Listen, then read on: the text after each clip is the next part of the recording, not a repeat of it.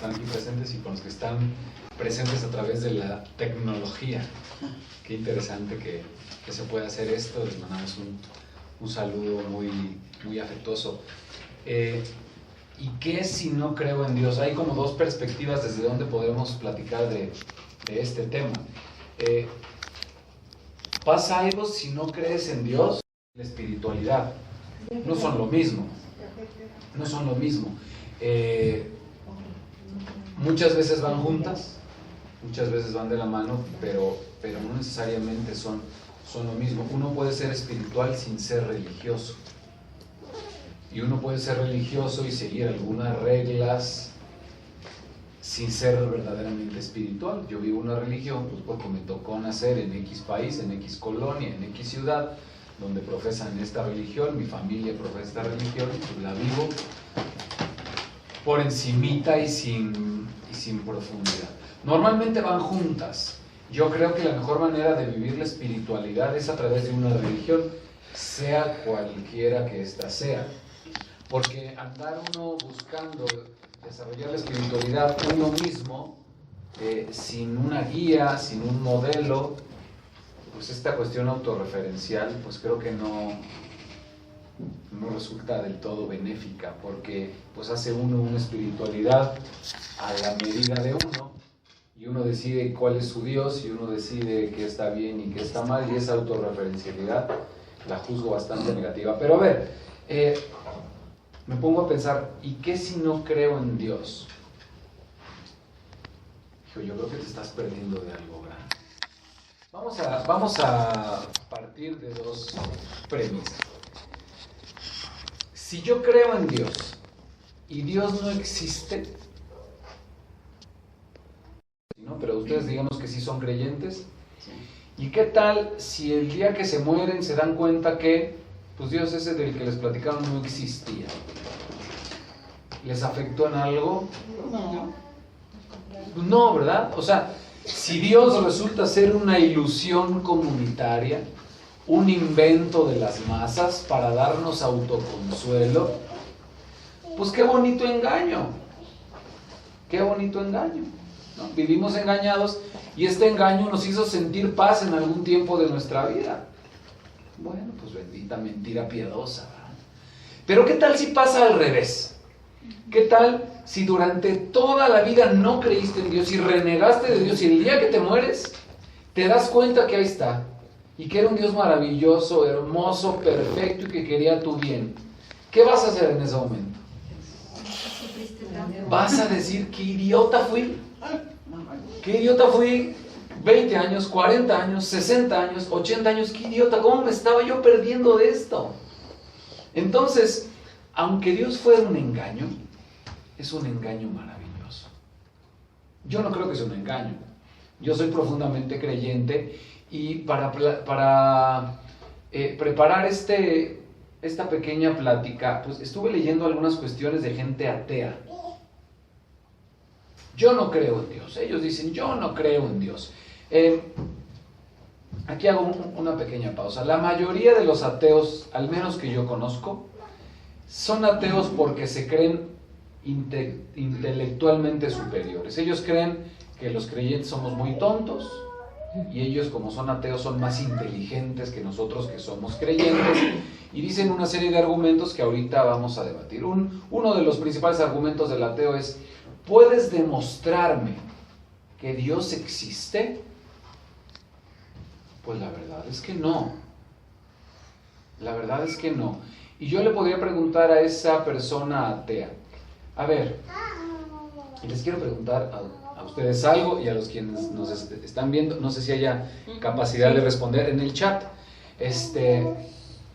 ¿Ustedes tienen algo sagrado en su vida que no tenga que ver con Dios? Algo sagrado. Por ejemplo, les pongo una cuestión muy, muy personal. Cuando mi papá murió, me dieron sus cosas. Él murió en un accidente y me dieron en una bolsita las cosas que él traía puestas. Y me dieron su reloj.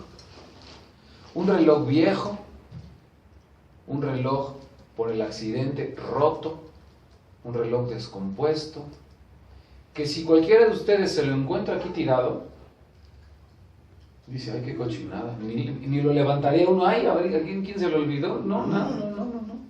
Es un reloj que es una cochinada. Pero para mí es sagrado. Porque es el reloj que tenía mi papá y que mucho tiempo lo usó y que traía el momento que él murió. Entonces para mí tal vez es un sentimentalismo, pero para mí ese reloj es sagrado. ¿Ustedes tienen algo sagrado? Como este ejemplo que les acabo de dar. Y si sí, que nos compartan. La muñeca de mi sobrina. La muñeca de tu sobrina. ¿Por qué es sagrada para ti? Porque la dejó cuando ella se fue de la casa con su mamá. Uh-huh. Y tiene como 15 años que no la veo. Entonces tengo la muñequita. Tienes la muñequita de tu sobrina y tú ves esa muñequita y sientes algo, algo muy bonito. Muy bien, muchas gracias. ¿Alguien más que nos comparta algo sagrado? Yo, una imagen del Sagrado Corazón de Jesús, que sé que, bueno, que estuvo muchos años en la casa de mis papás y que mi papá, bueno, pues era devoto, ¿no? Era devoto, entonces, más que a Jesús te recuerda a mis padres, a tu papá, lo que él sentía por esa imagen, muy, muy bonito. Dice Marta en la página que una piedra. Una piedra, tiene fíjate. Una piedra que guarda. Sí. Una piedra. Yo guardo todos los dientes de mi hijo el mayor, cuando los mudó. Los dientes. Los tengo ahí, no sé para qué, pero me Son inspira para ti guardarlos. sagrados. Okay. Y ahora que mi hija está mudando, estoy haciendo lo mismo. Está Y bien. trato de no perder ninguno. Muy bien. ¿Y por qué guardamos estas cosas? A ver, ahí hay otro comentario por ahí. Dice Jorge, sagrado para mí, material no, mis hijos son sagrados para mí. Ándale, los hijos. Muy bien. Tenemos el reloj, la piedra, los dientes, la muñeca, la imagen del sagrado, los hijos, ¿no? Las cartas de mi hijo. Las cuando cartas le de tu escribía. hijo. Bueno, cuando le escribía a los Reyes Magos, todas esas cartas yo las guardo. Ok. Son sagradas para nosotros por algún motivo, ¿no? Por algún motivo. ¿Cómo me podrían demostrar que esa piedra es sagrada para ustedes? Que esos dientes son... ¿Cómo me lo podrían demostrar? ¿Me lo podrían demostrar? No. O sea, yo puedo cuidar muy bien el reloj de mi papá. Tú puedes cuidar muy bien esos dientecitos, esas cartas o esa muñeca, pero de verdad, ¿me puedes demostrar que es sagrado para ti? No, ¿verdad? No me lo puedes demostrar. Pero aunque es indemostrable, es irreal. No. Es real. Es profundamente real, ¿no? Para ti es sagrado, no sabes explicar por qué, pero es real. Es indemostrable, pero real. Así es Dios. Indemostrable, pero real. ¿Qué pasa si no crees en Dios? Pues bueno, corres un riesgo importante. Corres el riesgo de tú ser tu propio Dios. Y si tú eres tu propio Dios, si tú dictas lo que está bien y está mal, si no tienes un marco, una vara con qué medir, pues es muy fácil que sigas cometiendo errores. ¿Por qué la gente deja de creer? Esta es una pregunta muy seria que yo les hago. Yo no sé si ustedes sean muy creyentes o poco creyentes, o no eran y ahora sí son por el grupo, o no eran y siguen sin serlo, y esto de Dios en el grupo entra medio forzado con calzador, y si eran niños y sí creían y ahora que son adultos no creen. ¿Por qué creen, sean ustedes creyentes o no, que la gente deja de creer? Vamos a encontrar 3 motivos. Uno, porque no le conceden a uno lo que uno cree que lo merece y que lo debe Porque tener. Dios no te cumple tu capricho. Entonces una imagen de Dios muy interesante, Porque piden cosas que no se les dan, cosas que materiales. es parecido a lo que tú decías, ¿no? No me cumple lo que yo le pido. Yo Porque nos todas quita- las mañanas le pido que me gane el melate y no me lo gana. Ahora sí, Porque nos quita algo. porque nos quita algo. Por las O al menos injusticias pensamos- del mundo. Anda, a ver, me quedo en esas 2. Nos quita algo. O alguien. Se me murió mi papá y en el velorio me decían, ya Dios se lo quiso llevar, ya Dios lo necesitaba. Uno no entiende los planes de Dios. Híjole, las dos razones que me han dado ustedes me hablan de una imagen equivocada, tergiversada de Dios. Nos han enseñado un Dios que nos debe cumplir un capricho y nos dicen, oye, ¿tienes trabajo? No, pídeselo a Dios. Oye, ¿tienes marido? No, pídeselo a Dios. No funciona. O bueno, uno dice, oye, ¿te molesta tu marido? Pues pídele a Dios otro, que se lo lleve. Que en paz descanse. Sí, gracias. Fíjate que yo, como ahorita que hice Un poquito más fuerte, por favor, porque no se escucha. Y yo la repito si quieres, no te preocupes. Yo le decía, pues es que no existes porque yo veo que muchos hombres abusan de la mujer. Ajá. Y yo decía, ¿por qué les diste ese poder o esa autoridad como de ser cabeza? Porque le diste poder a los hombres. Ajá, o ya es así como la historia que traes, ¿no? De que ellos son la cabeza y ellos son los que tienen que llevar el gasto y las mujeres en la casa. Y yo he visto muchas amigas, incluyendo a mi mamá, cómo ha sufrido el maltrato, ¿no? Ajá. Y entonces yo muchas veces le dije a Dios, es que dime en qué momento vas a salir a defendernos, ¿no? O sea, ese era mi concepto, ¿no? O sea, ¿cuándo vas a salir a defendernos? No Fíjate, existes. entonces es un Dios como el Chapulín Colorado. O sea, tú no querías a Dios, tú querías al Chapulín Colorado. Lo sigo queriendo, lo estaba buscando. Ya se murió. Tú decías, Dios no existe, hay mucha injusticia en el mundo. La injusticia, fíjense, la injusticia del mundo no es culpa de Dios, es culpa del hombre sin Dios, porque él se cree su propio Dios y él marca sus reglas. Dice, pues si yo soy güero, me friego al moreno. Si yo soy alto, pisoteo al chaparro. Si yo soy rico, menosprecio al que tiene menos dinero que yo. O sea, desafortunadamente le ponemos a Dios atributos, que nos han enseñado las religiones, todas, no hay una, no solo el catolicismo, no solo el cristianismo, no solo el islam, le ponemos características a Dios muy humanas y reflejamos en esta imagen, pues, todas nuestras frustraciones y nuestros miedos.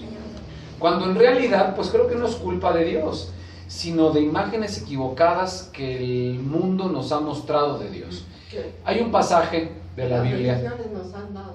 ¿Mandé? Que las religiones nos han De dado. las religiones nos han dado. Que las religiones han evolucionado también, ¿no? Sí, ahora sí. Ahora sí ya han evolucionado. Yo tengo una imagen de Dios.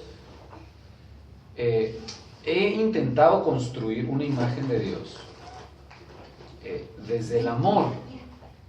Un Dios amoroso, un Dios cercano. Y había un pensador, un filósofo del siglo XIX, que no sé si lo han escuchado, que se llama Ludwig Feuerbach.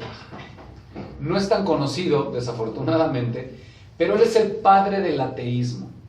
Todos los grandes ateos del siglo XIX y XX, Nietzsche, Freud, Marx, Engels, se basan en Feuerbach. Feuerbach dice algo muy curioso, dice, el hombre no está hecho imagen y semejanza de Dios. Es al revés. Dios está hecho imagen y semejanza del hombre. El hombre, todos sus miedos, sus proyecciones, su ignorancia, su limitación, lo ha proyectado en ese ser imaginario, grandioso y maravilloso, que le resuelve el miedo, le quita el miedo, etcétera, etcétera, ¿no? Y en parte, el señor Feuerbach tiene razón. Todas estas imágenes de Dios que ustedes me han dado, el Dios que te quitó el familiar, el Dios que no te cumple que los hombres sean buenos, el Dios que no te ha dado la lotería o el melate, la verdad son imágenes de Dios que tú te has construido, que la cultura te ha construido. En un curso que doy, aquí en la iglesia cercana de la Candelaria, un muchacho una vez, siempre les pregunto a las personas que toman mi curso, oiga, ¿y usted por qué viene a tomar este curso? Y las respuestas son muy bonitas, pues vengo a encontrarme con Dios, vengo a conocer más de Dios, vengo a recuperar mi fe, vengo a un montón de cosas. Pero una vez un muchacho me dijo, yo vengo a este curso a demostrarme que Dios no existe. ándale. Y le dije, pues bienvenido. Y después de una serie de argumentos y de charlas, yo le pregunté, pues, cómo era el Dios, que me dijera las características del Dios que él tenía. Él tenía una historia dolorosa, una mamá que murió cuando era él muy chico, un papá que no supo cómo lidiar con esa pérdida, maltrataba a los hijos, los golpeaba, este muchacho tuvo problemas de adicciones desde muy joven, etcétera, etcétera. Entonces, pues todas las imágenes que él tenía de Dios eran pésimas. Dios era castigador, Dios le quitó a su mamá, a él le decían, es que Dios es tu padre, y él, cuando decían Dios es tu padre, él se imaginaba al alcohólico quitándose el cinturón para darle una madriza. Entonces decían, no, pues qué horrible que Dios sea mi padre. Entonces él era ateo, y le dije, pues mira, de todas esas imágenes de Dios que me acabas de decir, te tengo una noticia. Yo también soy ateo de ese Dios. Yo soy ateo de ese Dios que castiga. Yo soy ateo de ese Dios que no ha hecho justicia con los hombres ingratos que te han tocado en la vida. Yo soy ateo de ese Dios. ¿Yo de qué Dios soy creyente? De un Dios cercano, de un Dios generoso, de un Dios totalmente injusto. Oye, Maurilio, pero ¿cómo nos vienes a decir que crees en un Dios totalmente injusto? Sí, porque el Dios en el que yo creo es muy injusto. Ama igual a la Madre Teresa de Calcuta que a Hitler. Es un injusto. Es un gacho. ¿Cómo va a amar tanto a ese maldito nazi que mató a tantos judíos, y a la Madrecita Teresa de Calcuta, esa viejecita que con trabajos podía con su cuerpo y con su alma y andaba ahí cargando a los leprosos? ¿Qué Dios tan injusto? Pues sí, yo creo en ese Dios tan injusto, ese Dios cuya justicia se llama misericordia. ¿Qué pasa si no creo en Dios? Bueno, si crees en un Dios tan terrible como el de este muchacho, te felicito, no creas en ese Dios. No creas en ese Dios del miedo, en ese Dios del castigo, en ese Dios del juicio, ese Dios que no es un Dios, es un Big Brother celestial. Te está viendo qué hiciste, qué no hiciste. Es espantoso. El Dios que nos han enseñado es un tremendo Big Brother. No sé si entre ustedes o los que nos están escuchando, viendo, tienen que checar tarjeta en su trabajo. Pues parece que Dios es un reloj checador celestial que te anda castigando si fuiste a misa, si no fuiste a misa, si el viernes de Cuaresma comiste carne o comiste atún, si ayunaste o si no ayunaste, si te excediste en la comida o no te excediste. Porque fíjense, desafortunadamente, el componente Dios, a veces una mala imagen de Dios, fuera de ayudarnos, nos afecta.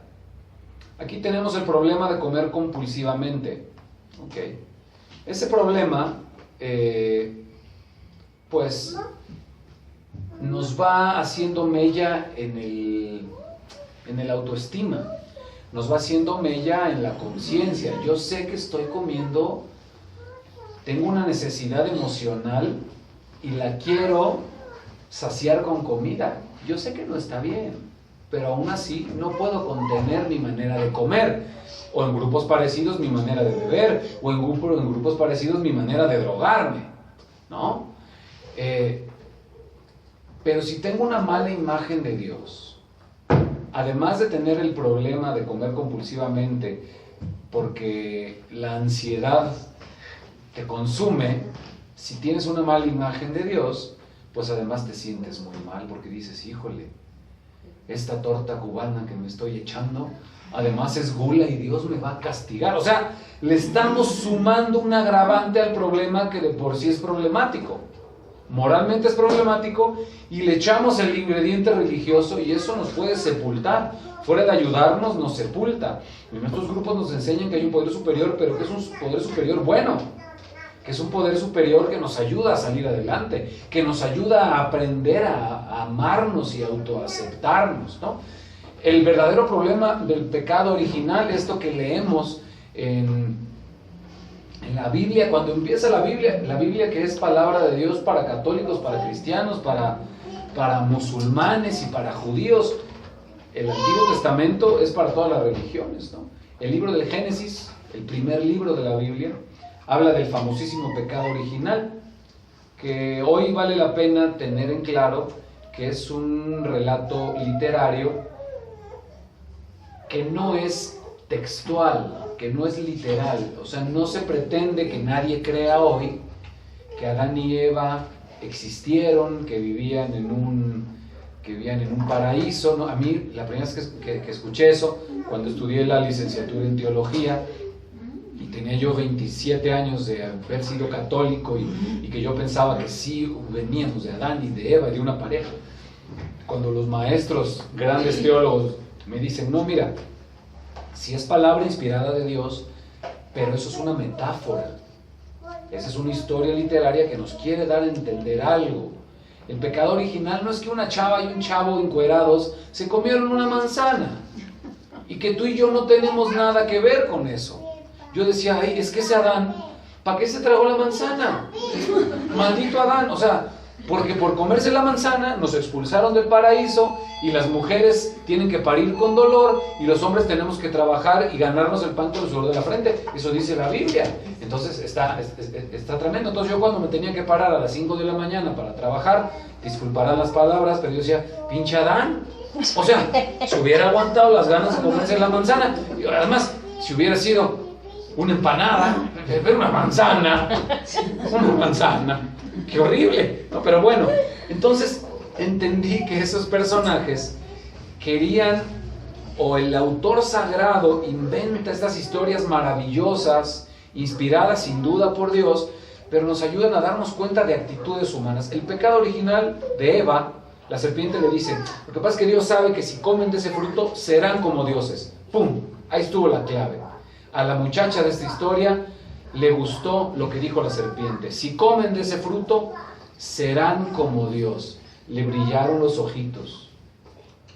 No ser como Dios, le llamó la atención ser su propio Dios. Ser su propio Dios.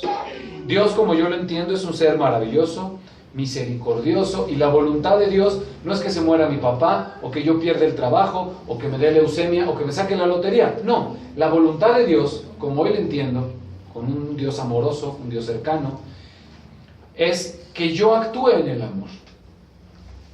Hacer la voluntad de Dios es que las decisiones que yo tome en mi día a día sean basadas en el amor. Que cuando yo coma, lo haga amorosamente, no destructivamente. Que cuando yo me relacione con mi pareja, me relacione amorosamente, aunque sea una discusión, me relacione yo con ella amorosamente y no destructivamente. Que si tengo que beber alcohol en una fiesta, lo haga yo amorosamente y no destructivamente. Eso es hacer la voluntad de Dios, actuar en el amor. Y entonces, la referencia con lo que yo me mido, la vara con la que me mido y que me lo permite el creer en Dios, es la vara del amor. A Eva, esta muchacha le dice, no hombre, si tú comes ese fruto ya no tienes que medir con la vara del amor, te mides con la vara que tú quieras. Entonces, eso se llama autorreferencialidad. ¿Qué es eso de autorreferencialidad? Yo soy el parámetro para todo. Yo digo lo que está bien y lo que está mal. Yo me mando solo. ¿Y qué problema? A ver, no lo quiero decir yo. ¿Ustedes qué problema le ven a esto? Si no tengo una referencia, ¿qué está bien y qué está mal? Sería un caos. Me autodestruyo. Sería un caos, me autodestruyo. ¿Qué otra consecuencia le ven a esa autorreferencialidad? Me llevo entre las patas a los que estén más cerca de mí, me llevo entre las patas a todos. O sea, hoy es un problema del mundo, el individualismo, el egoísmo es yo soy mi propio Dios. Si yo estoy bien, que se jode el de enfrente. De que coman en mi casa, a que coman en el enfrente, que coman en mi casa, los de enfrente se friegan. Una moral relajada y voluble, dicen acá. Una moral relajada y voluble, claro. ¿No? O sea, entonces, pues, el creer en un Dios, el creer en Alá, en creer en Yahvé, en creer en Jehová, pues nos da una referencia moral. Mucha gente reniega de la religión, porque desafortunadamente a veces las religiones se han convertido en grupos sociales. Las religiones se han convertido en una serie de prohibiciones para un grupo. Pero la religión debería ser la manera en que nosotros nos vinculamos con el ser superior. Esa es la religión. La palabra religión viene de dos raíces latinas. El sufijo re, que significa repetición, y el verbo ligare, que significa unir. Religare, volver a unir. La religión debería ser una manera de vivir con la que nos volviéramos a unir con nuestro origen, con nuestro Padre, con nuestro Creador. Le llamemos como le llamemos, Dios, Alá, Yahvé, Jehová, el cosmos, la energía, el arquitecto del mundo, la mamá naturaleza o el cosmos, como tú le llames. La religión debería ser una manera de vivir no autorreferencial, sino poner como referencia a ¿quién? Pues aquel en el que crees, aquel que te antecede. Que hasta para los ateos es lógico. O sea, el ateo, aunque no crea que haya un creador, lo cual puede ser respetable, el ateo pues voltea para arriba y se da cuenta que pertenece él a algo más grande que él, al universo, al cosmos, al planeta. Él ve que hay un árbol afuera y ve que el árbol es más grande que él. Entonces, el ateo, por muy ateo que sea, se da cuenta que pertenece a un orden superior. Le pondrá el nombre que le quiera poner, le pondrá el nombre del desarrollo, del universo, del cosmos, la naturaleza, la evolución. Está bien, pero la religión del ateo, si me permiten el término, debería ser ¿cómo no rompo la armonía con mi origen? Y eso debería ser para cualquier creyente. ¿Cómo no rompo la armonía con mi origen? ¿A qué armonía me refiero?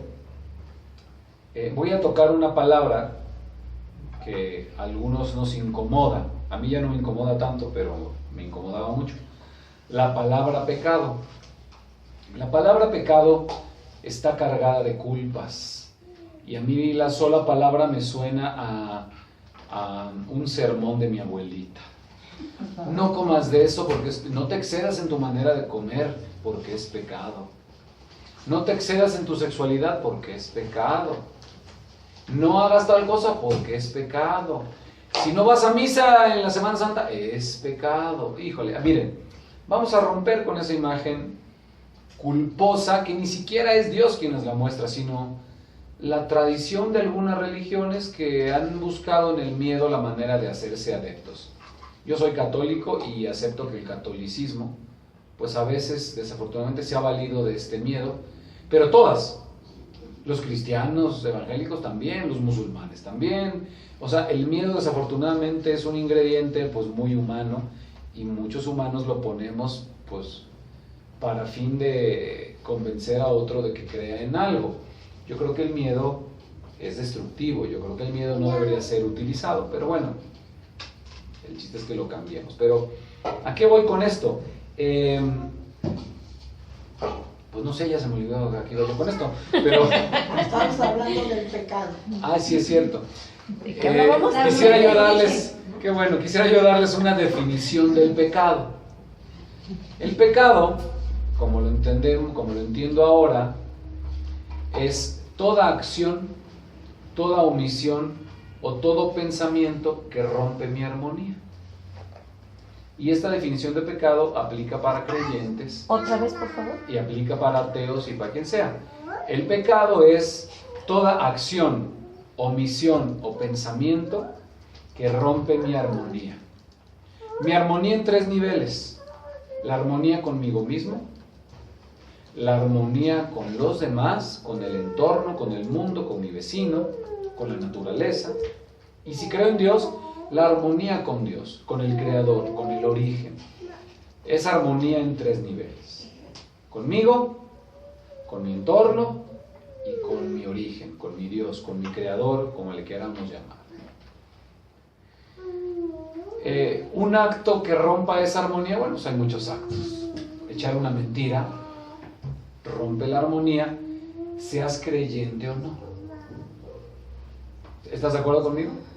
Seas creyente o no, y te hayan adoctrinado en la infancia o no. A ver, quiero que usted recuerde la primera vez que se fue a escondidas con el novio a un día de campo a echarse unos besos, a escondidas de su mamá. ¿Sí se acuerda de eso? ¿O ya se le olvidó? Ya se le olvidó.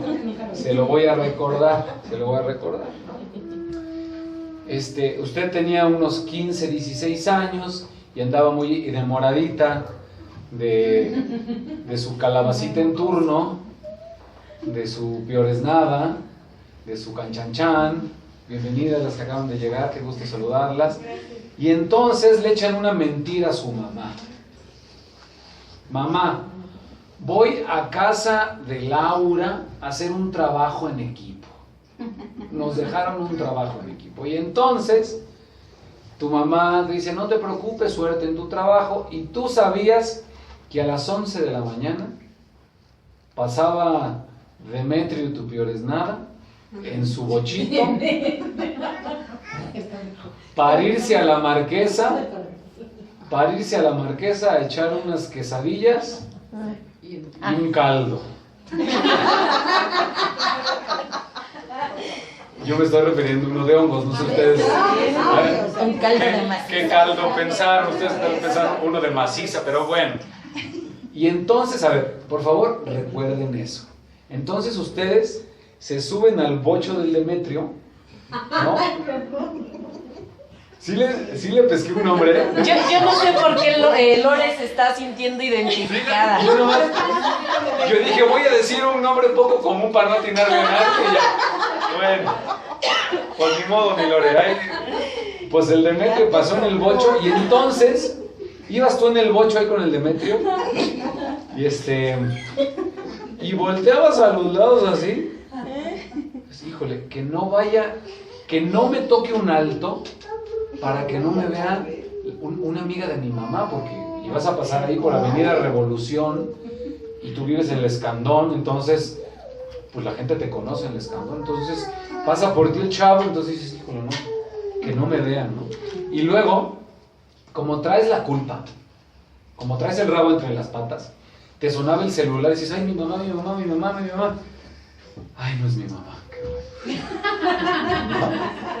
Tú tenías la conciencia mugrosa. Y aparte le advertiste a tu amiga, ¿cómo dijimos que se llamaba tu amiga con la que iba a hacer el trabajo? Laurita.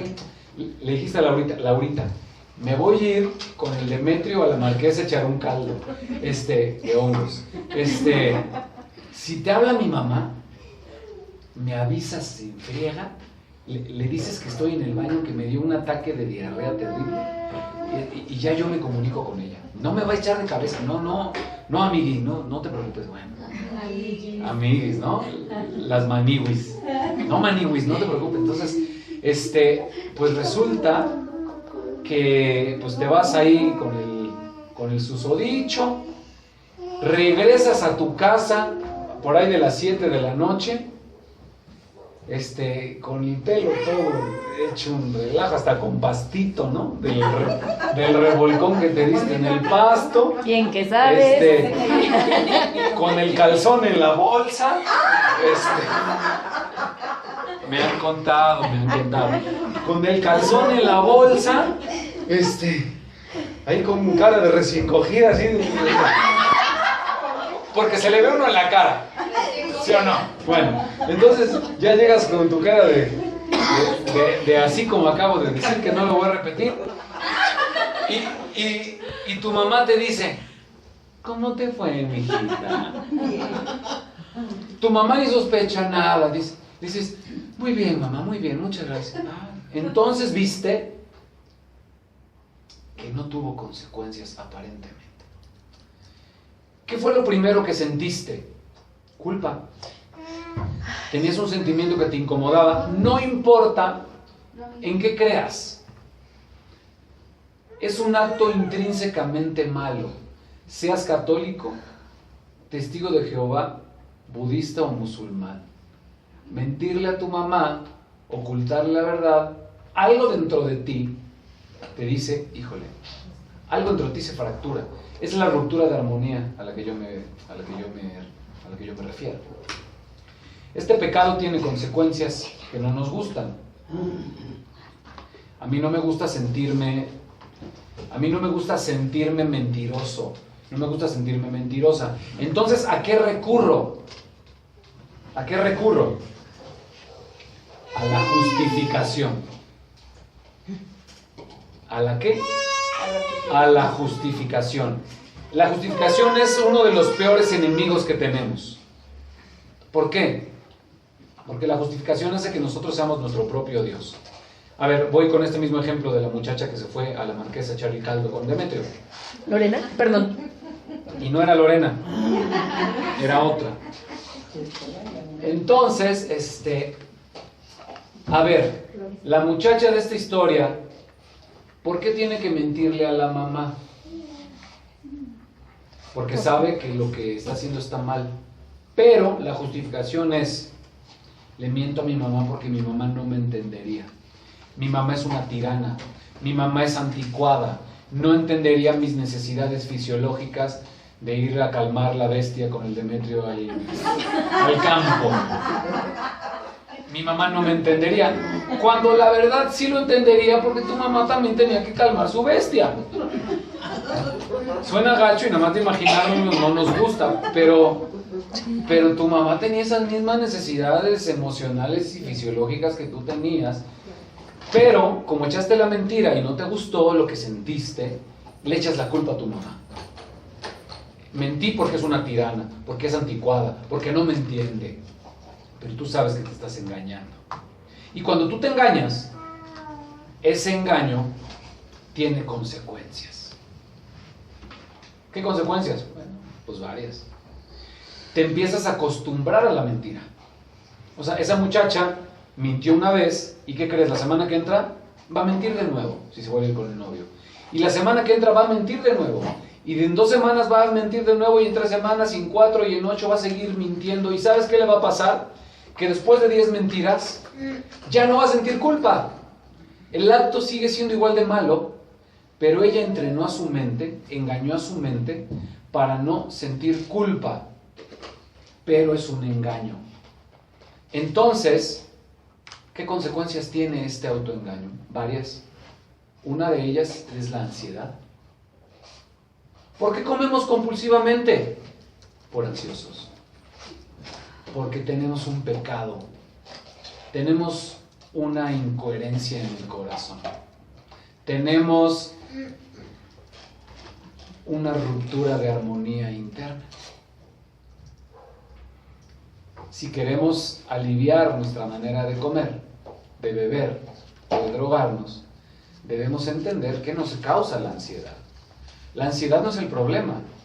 Hay que dar un paso atrás y buscar qué está causando la ansiedad. La ansiedad de esta muchacha que se fue a la Marquesa la causaba el ser una mentirosa permanente. Y el engañarse a ella misma y decir, está bien que mientas, que mi mamá es tirana. Eso le genera una neurosis. Es una neurótica y su manera de canalizar su neurosis es comiendo, es drogándose, es teniendo sexo en exceso. Entonces el pecado, pues como pueden ver, va mucho más allá de ofender a Dios. Esa es una definición muy dulzona y muy anticuada. El pecado es todo acto, pensamiento u omisión que rompe nuestra armonía. Y esta ruptura de armonía pues nos lleva a los problemas que todos aquí conocemos. ¿De dónde deriva este problema? De yo ser mi propio Dios. El tema aquí está en la cartulina, dice, ¿y qué si no creo en Dios? Pues allá tú si no crees en Dios, pero te conviene creer en Dios, porque Dios es una referencia positiva y un modelo de cómo ser, moralmente hablando. Creo en Dios, pero no en la iglesia. Yo es algo que escucho muy comúnmente. Mira, pues yo aquí no vengo a invitarte a que te unas a ninguna iglesia. Decía yo muy al principio que la espiritualidad y la religión son cosas distintas. Tú puedes ser una persona espiritual sin pertenecer a una religión, eso es cierto. Pero la verdad es que las religiones es más fácil, pues porque van un montón. Es más fácil creer en bola. Es más fácil creer en grupo. Si tú solito te vas inventando tu propia religión y buscas un libro para meditar y un tecito que te calme y una no sé qué, pues mejor júntate con un grupo que lleva 1000 años, 2000 años haciéndolo de cierta manera y adáptate a ese grupo, ¿no? Bueno, para mí es como lo lógico. Sí hay que aceptar un ser superior, pero pues hay que ponerle, yo recomiendo, ¿verdad? Es una recomendación, unirse a un grupo. Le preguntaban hace tiempo al Dalai Lama, oiga, en una visita que hizo a un país católico, le preguntaron, oiga, como para ponerlo en jaque, ¿usted qué religión cree que es la mejor? Le preguntaron al Dalai Lama. Hay que tener claro que el Dalai Lama es budista, una rama del budismo, así como hay muchas ramas de cristianismo, hay muchísimas ramas de budismo. El budismo que practica el Dalai Lama se llama budismo tibetano. Y entonces, el Dalai Lama, ante la pregunta de cuál religión era la mejor, él respondió algo muy bonito. Dijo, la mejor religión es la que te haga mejor persona. Si así te hace mejor persona ser budista, sé budista. Si te hace mejor persona ser católico, sé católico. Si te hace mejor persona ser testigo de Jehová o ser mormón, sé testigo de Jehová o sé mormón. Pero la cosa es que seas. El problema es que no somos nada. O sea, el problema del católico promedio de nuestro país es que no es católico. O sea, miren, no es proselitismo religioso de ninguna manera, pero yo les voy a explicar pues mi manera de vivir la religión. En un país como México, como Argentina, como Brasil, pues el catolicismo es culturalmente, pues creas o no creas, celebras la Navidad, celebras la Semana Santa, o sea, culturalmente tenemos el cristianismo en todos lados, ¿no? El asunto con Dios y con Cristo, pues es tener una relación personal. No sé si ustedes tengan un artista que sea su artista. ¿Cuál es tu artista favorito? Luis Miguel. Luis Miguel, muy bien. ¿Y dónde nació Luis Miguel? En España. Ok, ¿cuántos años tiene Luis Miguel? Ay, ya no sé. Bueno, más o menos, échale. 44 años. ¿Cuántos hijos tiene? Legítimos 3, ¿no? Entonces, ¿sabes cuántos discos tendrá Luis Miguel? 20 discos. Entonces, yo te pregunto un montón de cosas de esta persona que tú admiras, ¿no? ¿Cuántos hijos tiene? Si tú ves aquí en la calle, ahorita que salimos del grupo, ¿ves a Luis Miguel? ¿Lo reconoces? Pues claro, ¿no? Te voy a hacer una pregunta. ¿Él te reconocería a ti? No.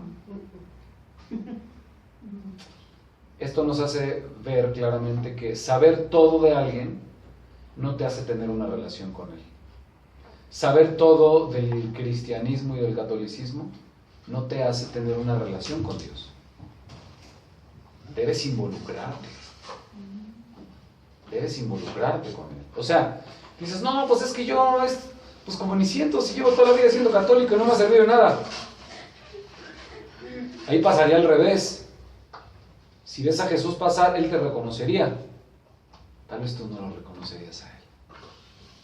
Porque sabes todos sus datos, quién fue su mamá, dónde nació, un montón de cosas, pero no lo conoces. Que sepas todos los datos de alguien no significa que lo conozcas. Llegamos al convencimiento de un poder superior, podría devolvernos el sano juicio, es el segundo paso, pero es insuficiente. Entonces está el tercer paso. Decidimos poner nuestras voluntades al cuidado de Dios.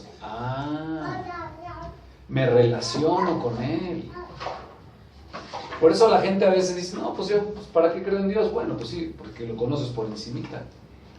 El reto es conocerlo a profundidad, reconocerlo y que te reconozca. Si no lo conoces, si Él no te conoce, lo mismo da que creas en Él o que no creas, lo mismo da. ¿Y qué si no creo en Dios? Pues si no te vas a relacionar con Él, X, no sirve nada. Pero si te involucras con este Dios cercano, amoroso, que quiere tu bienestar, tu vida se transforma.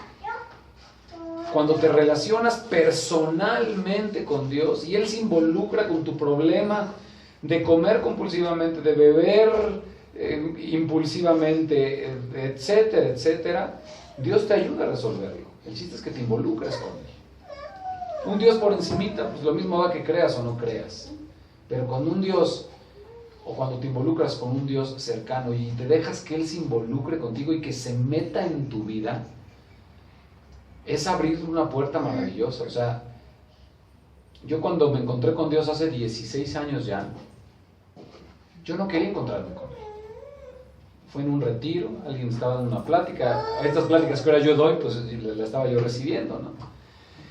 Y estaba yo ahí de, ay, pues me llevaron a la mala, dije, bueno, pues voy, ni modo, me soplo esta plática espantosa y aburrida. Pero lo que dijeron ahí,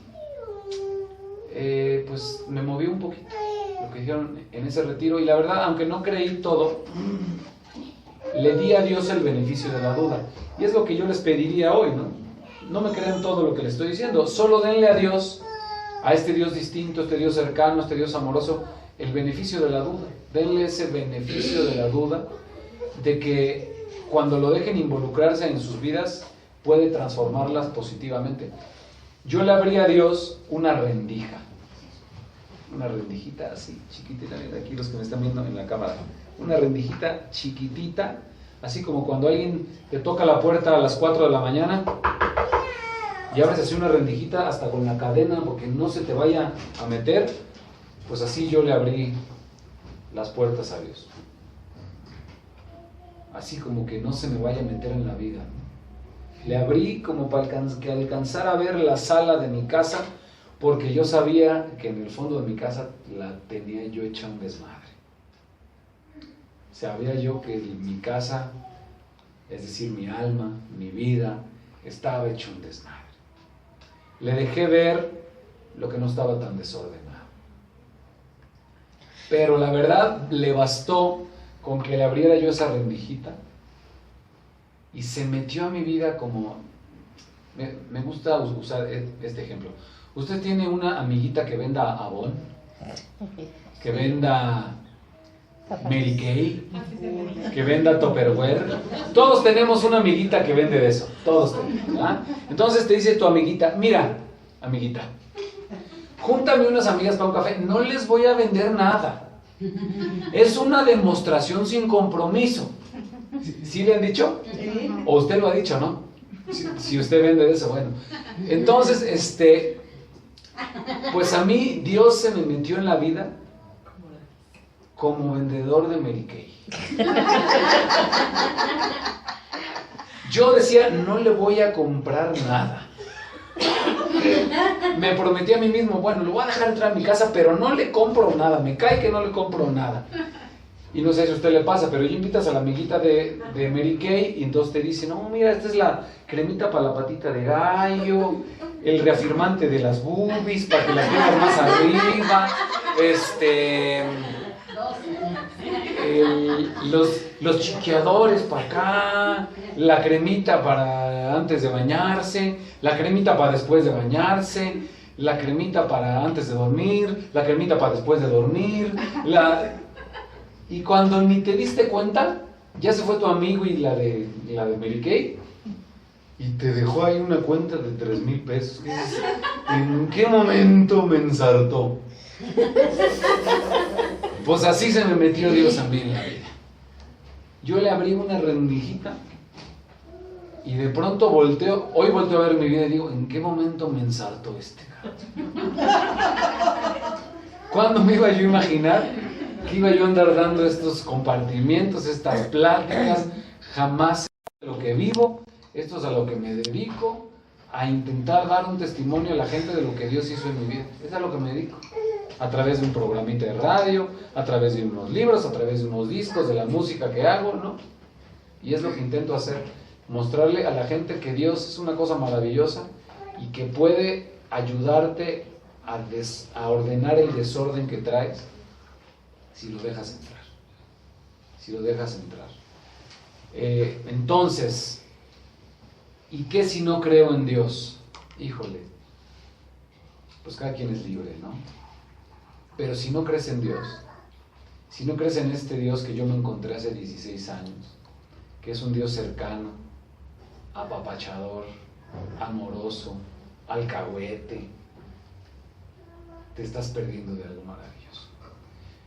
Quisiera compartirte un pasaje de la Biblia, del Evangelio de San Lucas, que narra una historia, una parábola.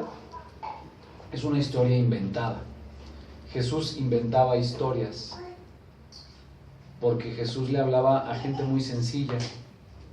Fíjense qué tan sencilla era la gente a la que Jesús le hablaba, que el famosísimo San Pedro era analfabeta. No sé si usted lo sabía, pero San Pedro era analfabeta. San Pedro no sabía ni leer ni escribir.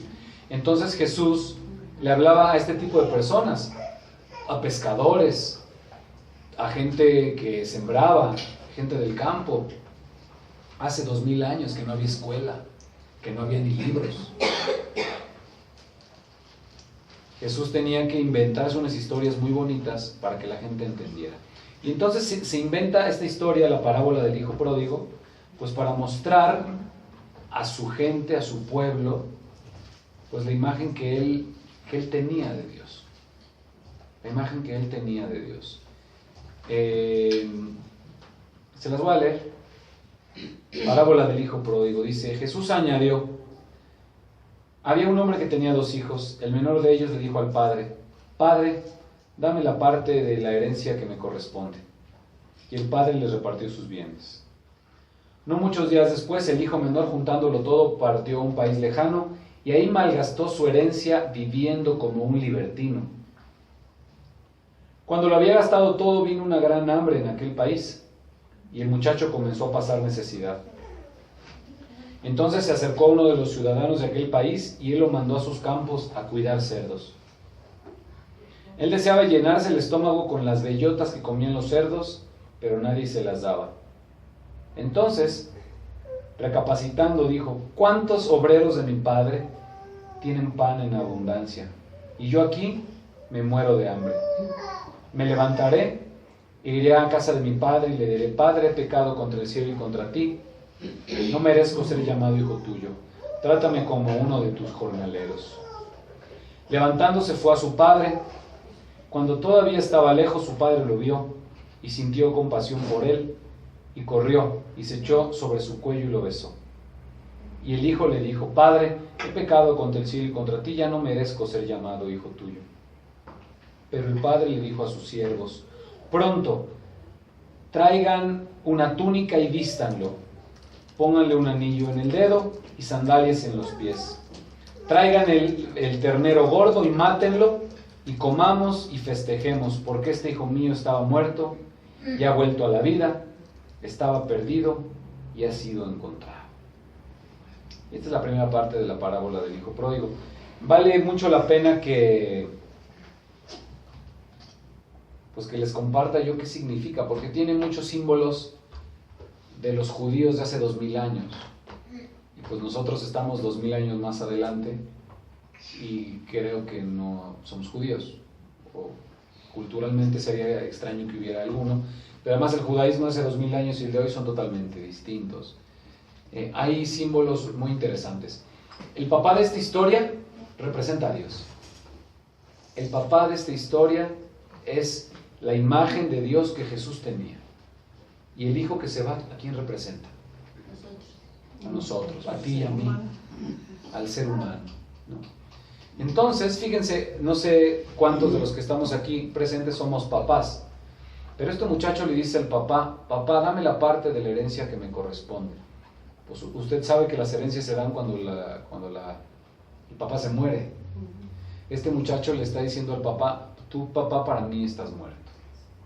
Híjole, yo hoy que soy papá, me dolería profundamente que mis hijos me dijeran: papá, tú para mí estás muerto. Híjole, es algo muy complicado, pero es lo que sucedió. Este muchacho le dice al papá: papá, para mí estás muerto, dame la herencia. La ley judía de aquel entonces era muy clara: el papá tenía que darle la herencia, pero con una característica importantísima. Si yo te doy la herencia en vida, la ley marca que tú ya no eres mi hijo. Así de claro. Tú ya no eres mi hijo si te doy la herencia. Entonces, Pues bueno, esto es lo que sucedió. Este hijo ya no era hijo del Señor. Le dio la herencia, por lo que se alcanza a leer, pues era un hombre bastante rico, era un hombre dueño de una hacienda, pues tenía empleados, tenía jornaleros, ¿no? Entonces, la herencia no era poca cosa, quiero entender. Y entonces el hijo se va y lo malgasta. Lo malgasta en una vida desordenada. Un poquito más adelante, ya no lo alcancé a leer, dice que el hijo se gastó el dinero con prostitutas. Pero se ve que pues, era un chavo que no sabía trabajar gran cosa, ¿no? Era medio inútil porque el dinero, la herencia que le dio el papá no le invirtió, no hizo un negocio. Lo malgastó en la fiesta, en la vida loca. Y pues cuando uno vive la vida loca, se le acaba uno la lana. Me han contado. Y entonces este muchacho se le acaba el dinero y busca trabajo y consigue una chamba pues de gente inútil. Cuidar cerdos. Los cerdos no se cuidan. Los cerdos se ponen en un corral y ya. Un hombre se compadece de este inútil y dice, bueno, pues mira, dale de comer a esos cerdos. O sea, los cerdos no son como las ovejas que hay que llevarlas a pastar, o como las vacas. El cerdito está en el corral y ya. 60% del tiempo el cerdo está dormido. El otro 35% del tiempo el cerdo se despierta, come, se refresca ahí en el lodo y se vuelve a dormir. Era un inútil. Y entonces, pues se queda sin dinero, se queda sin comida y está cuidando cerdos. Le han de haber pagado muy poco. Tampoco que él dice, ojalá me dieran las bellotas que le dan de comer a los cerdos. Después de ser el hijo de un magnate, después de ser el hijo de un rico, tiene que comer comida para cerdos. Además, para el judío de la época, el cerdo era el animal más impuro. Los judíos, inclusive hoy, los más creyentes, no comen cerdo, no comen jamón, no comen pastor, no comen carnitas, porque es cerdo. Y para ellos el cerdo es un animal impuro. Entonces, pues este muchacho toca fondo. Y quisiera detenerme aquí. La historia de este chavo es mi historia, es tu historia tal vez, ¿no? Dejamos la casa de nuestro padre. ¿Qué es la casa de nuestro padre? Pues cada quien le puede dar la interpretación que quiera. Dejar la casa de tu padre puede ser dejar tu religión, alejarte de la iglesia, o tal vez dejar la casa de tu padre significa abandonar tus sueños. Y como abandonaste tus sueños, hoy vives frustrado y ansioso y por eso comes, ¿no? Por tu frustración. Tú soñabas a los 14 años ser bailarina de ballet y hoy que tienes 30, pues eres oficinista en una oficina contable, cuidas a 3 chamacos que tienen tu casa hecho un desmadre y en tu mente y en tu corazón todavía resuena el deseo de ser bailarina. Entonces vives frustrada, vives angustiada. Te pediría que te tomes 10 segundos para pensar en tu historia personal, qué significa dejar la casa de tu padre. Ese lugar donde estabas bien y hoy no estás bien. Hoy estás comiendo lo que comen los cerdos. Hoy estás revolcándote en el resentimiento. ¿Qué representa para ti el abandonar la casa de tu padre? Pero bueno, lo que sucede en esta historia es que el hijo decide volver. Que se lee rápido, lo leí rápido, pero no es una decisión sencilla.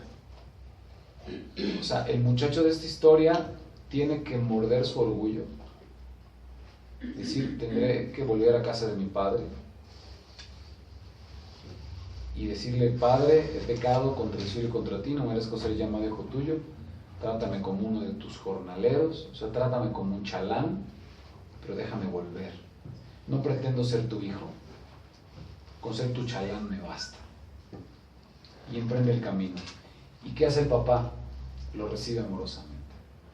Se le cuelga al cuello y lo besa, lo abraza y lo acoge sin reclamos. Y le da 3 símbolos: una túnica, le da un anillo y le da unas sandalias.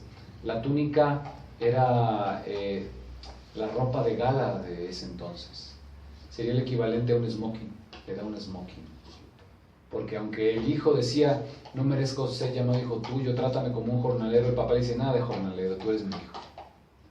Un jornalero hoy sería un albañil, un obrero.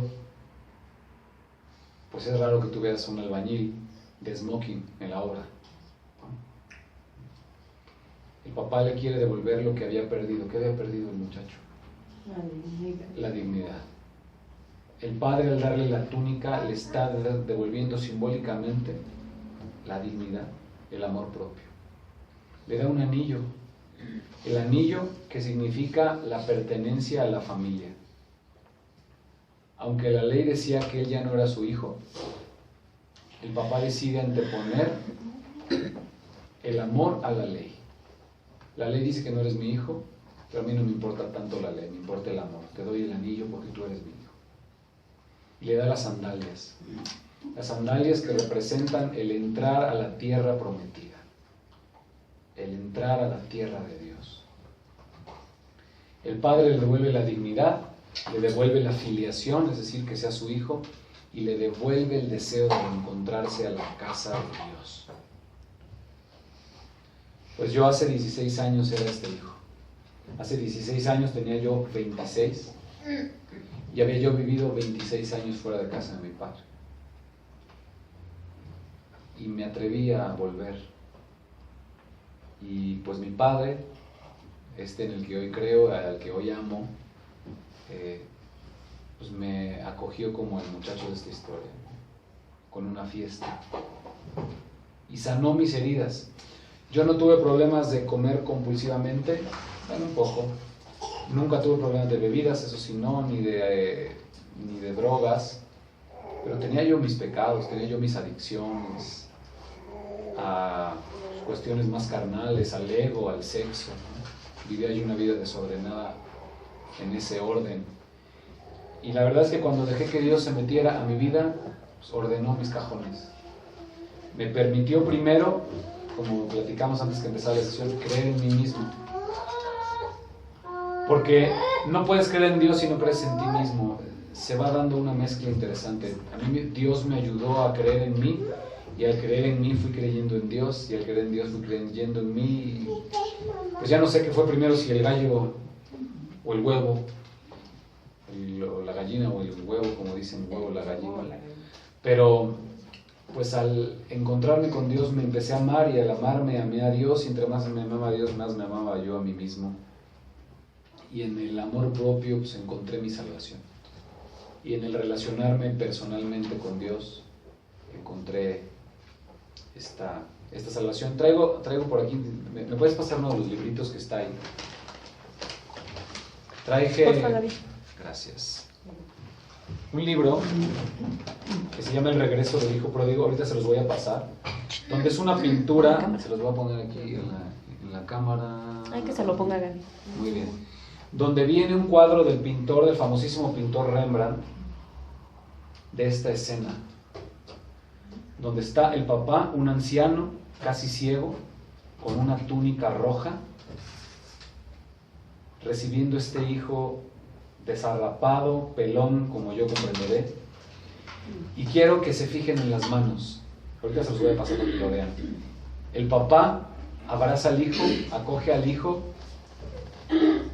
sin aprisionarlo, pero pone la cabeza del hijo a la altura de su corazón, y tiene una mano de hombre y una mano de mujer. Tiene una mano fuerte, tiene una mano firme, que acepta al hijo de regreso, y tiene una mano frágil, débil, mostrando el lado materno de Dios. Un amigo mío sacerdote, en lugar de decirle papá Dios, le dice mamá Dios. Porque él dice que Dios se parece más a su mamá. Se vale. O sea, Dios no es hombre ni mujer, Dios es Dios. Y Rembrandt hace este retrato y le pone una mano de hombre y le pone una mano de mujer al papá de esta historia. Este libro se llama El regreso del hijo pródigo. Les recomiendo que lo consigan, lo pueden descargar en internet. Es un libro de Henry Nouwen, un sacerdote que murió hace algunos años, un sacerdote holandés. Y pues ese libro a mí me encanta y lo leo y lo releo porque es mi historia. Es mi historia. El hijo que se fue, el hijo que regresa y el padre que lo acoge, ¿no? Entonces, ¿y qué si no creo en Dios? Híjole, si no crees en Dios, pues allá tú. Pero te estás perdiendo de algo maravilloso. Creer en Dios y no creer en Dios. Creo que si aquí salimos afuera del metro y le preguntamos a alguien, oye, ¿crees en Dios? Un 80% de la gente nos va a decir que sí. Yo no te invito a que creas en Dios. Te invito a que, no solo a que creas en Dios, sino que le creas a Dios. Es una diferencia absoluta. Creer en Dios y creerle a Dios son dos cosas muy distintas. Entonces yo te invito a que si no crees o si no le crees, comiences a creerle y tu vida sin duda se verá transformada. Tu vida sin duda se verá transformada. Pues por mi parte sería todo en el compartimiento. Para dejar tiempo, si hay algunas preguntas. Sí, de hecho, sí hay preguntas. Gracias, María. Gracias. Gracias. La primera pregunta es de Lucy Escobar. Yo creí en Dios a partir de que conocí a Dios y practico mi fe. Mi pregunta es, cuando mi hijo es mi hijo, ¿qué puedo hacer? O decir a mis nietos que bendicen conmigo la comida, pero su papá los regaña y les dice que no existe. ¿Qué me sugieres? Pues mira, por lo visto es abuelita. Hoy la fe en México, conozco una encuesta que se llama Creer, métanse a la página, se llama creerenmexico.com, es una encuesta. Y hoy el número 1 de transmisión de la fe es a través de las abuelas. Las abuelas son las mayores transmisoras de la fe. ¿Qué te recomiendo hacer? Mira, vive una fe tan bonita que a tu hijo ateo se le antoje creer. Imponer la religión es lo peor que puedes hacer. Está bien que hagas la bendición con tus nietos. Si a tu hijo le molesta, no lo incomodes, no lo hagas cuando esté él. Pero vive una fe que a él se le antoje. Vive una fe tan bonita y tan pura y tan alegre que a tu hijo diga, bueno, pues está bien que crean esto, ¿no? Sí, porque pelearse por Dios pues no es una buena práctica, no es una buena recomendación. Promueve la fe, pero no entres en conflictos. Cuando se pueda, sí, cuando no se pueda, muestra tu amor a Dios con tus obras y no con tu imposición ni con tu rezo. Muy bien, gracias. Dice Alejandra Gutiérrez, ¿cómo obtener más fe? Eso me trae en jaque. No, pues mira, Alejandra, no te preocupes. La fe es un don y una virtud. Hay 3 virtudes teologales: fe, esperanza y caridad. La fe, para tenerla hay que practicarla. Una virtud es lo contrario, un vicio. Un vicio es un mal hábito. Una virtud es un buen hábito. La fe es un buen hábito.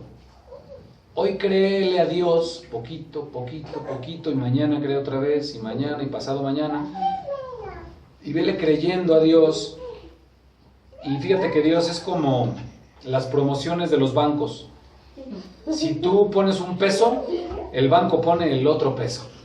O sea, si tú das un paso en la fe, Dios te da el otro 50% porque es un don. La palabra don en inglés se dice gift, y gift es regalo. La fe es un regalo. ¿Quieres fe? Pídela con fe. Confía en que tendrás fe, empieza a creerle a Dios a través de cosas sencillas y vas a ver. Que no te tenga en jaque. Pídela. Ay, ya está. Gracias. Jorge Sánchez pregunta: hoy acepto que mi ansiedad que me hace comer compulsivamente es porque desde niño hasta mis 33 años he dicho mentiras. ¿Cómo puedo solucionarlo y qué puedo hacer? Pues mira, ya hiciste lo más difícil, que es reconocer el motivo de tu ansiedad. Pues trabájala. Yo no sé cómo lo vas a trabajar. No sé, pues el grupo para eso es, ¿no? Tu padrino, tu madrina te podrá ayudar en eso. Si quieres buscar un psicólogo, busca un psicólogo. Acércate a un grupo también en la iglesia, de estudio, de perseverancia, de la Biblia, de conocimiento con Dios. Y pues a mí lo que me sucedió es que Dios me ayudó a sanar mis heridas. Yo tenía heridas de la infancia y heridas también dolorosas, y cuando dejé a Dios que entrara a mi casa a hacer limpieza general del cuarto, el primer paso es reconocer que tienes la vida hecha un desmadre. Creo que ya la reconociste, te felicito. Pues ahora deja que entre Dios a arreglar el desmadre que trae tu vida. Gracias. Y dice, por último, Clarisa Mía: ¿cómo actuar con las personas que dicen que te irás al infierno por no cambiarte a su religión? Pues yo te diría que las mandes a la chingada.